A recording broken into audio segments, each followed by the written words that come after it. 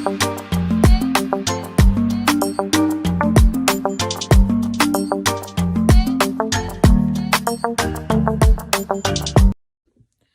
oui, moi voilà. Oui, comme je disais, donc on était sur le fait que ça booste le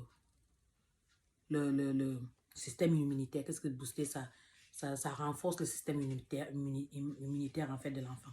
Et ça, c'est très très vrai parce que j'étais sur l'impression que j'ai toujours entendu que les enfants, par exemple, qu'un enfant qui a le nez toujours qui coule, toujours collé, toujours tout ça là, que c'est normal.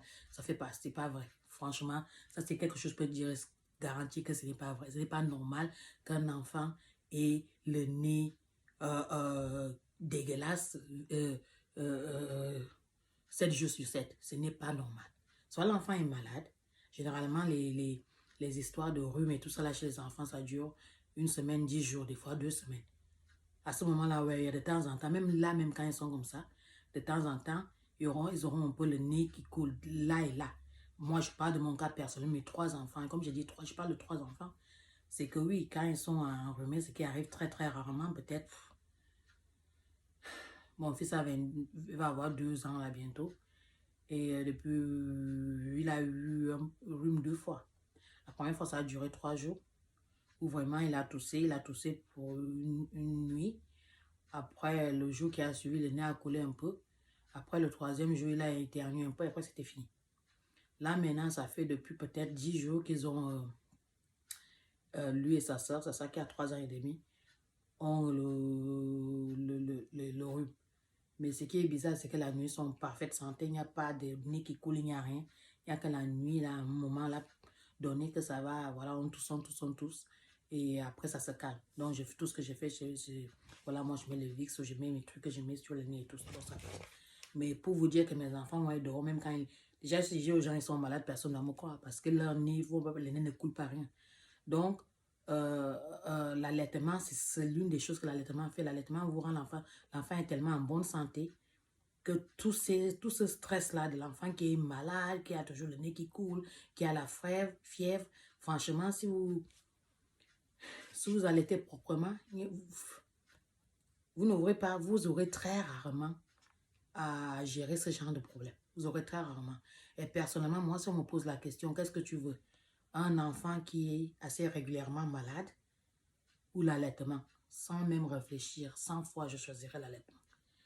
Parce que, pas simplement parce que ça permet à mon enfant d'avoir une meilleure santé, mais pour toutes les autres choses. C'est pour ça que j'invite tout le monde vraiment à vraiment rechercher. Vous n'êtes pas obligé que de regarder mes vidéos ou quoi que ce soit quand il s'agit d'allaitement. Franchement, rechercher. Parce que l'allaitement fait partie de ces choses-là, les informations sont partout. Et dans toutes les langues. Donc, enfin, quand je dis toutes les langues dites, voilà. Mais quand même, quelqu'un qui sait lire, voilà, n'importe quelle langue. Si vous savez lire l'anglais, si vous savez lire le français, il faut chercher. C'est vraiment très, très important.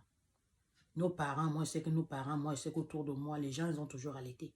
C'est au jour d'aujourd'hui que, voilà, quoi, ça a commencé un peu, voilà. Je me souviens, par exemple, mes soeurs, mes grandes soeurs qui ont commencé à voir les enfants, ça a commencé un peu les histoires des biberons, là, où on croit que, voilà, quoi, donner le biberon.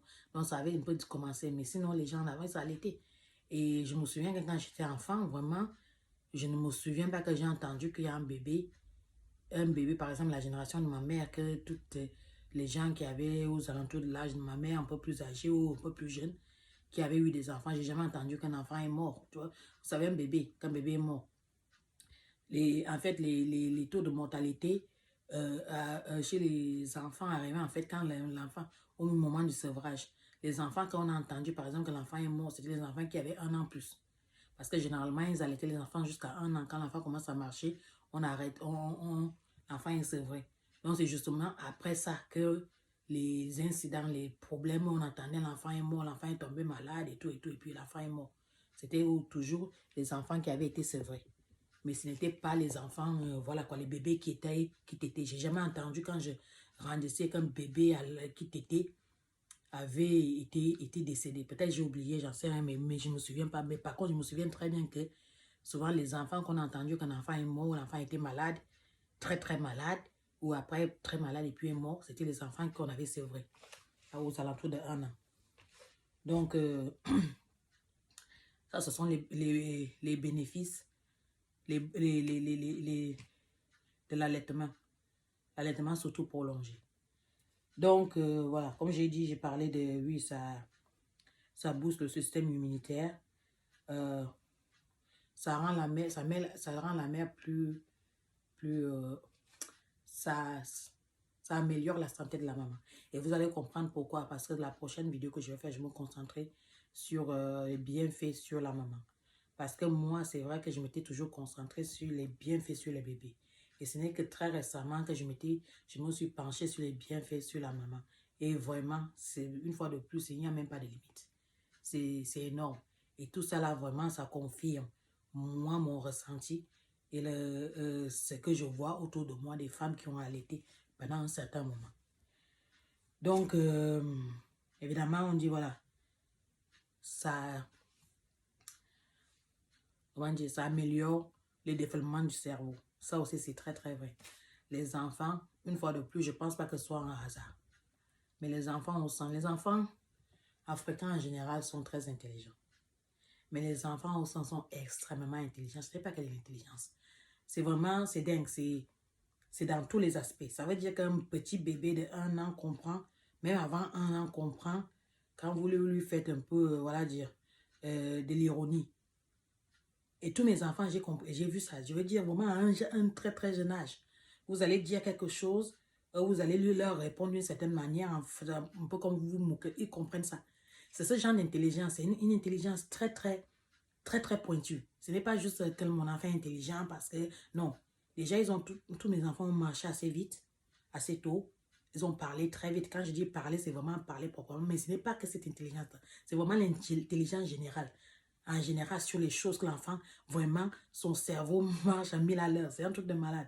Je sais que plusieurs fois dans la journée, ici à la maison, quand leur père est là, les week-ends, on se regarde, on dit c'est pas possible. Ce n'est pas possible. C'est vraiment des trucs, je ne peux pas vous donner, les exemples sont illimités. C'est vraiment une intelligence pointue. C'est l'enfant est comme ça, très, très, très, très rapide. Très, très rapide. Le cerveau marche très vite. Très, très vite. Donc, et ça, c'est la vérité. Moi, je peux le confirmer. Parce que je ne pense pas que 3 enfants, ce soit un hasard. Et plus les autres personnes que je connais autour de moi qui ont aussi allaité et que leurs enfants aussi sont, je ne crois pas que ce soit un hasard. Donc, oui, comme on dit ça permet un meilleur développement du cerveau.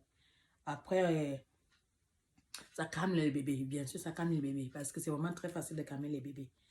Un bébé qui se fait mal, voilà, on le prend, voilà, on le met, même si on ne le met pas sur le sol tout de suite, quand on le met là, voilà, déjà ça se calme tout. Même quand l'enfant est tombé, que l'enfant s'est fait mal, que vous savez que l'enfant s'est fait mal, c'est très très facile, c'est beaucoup plus facile de calmer l'enfant.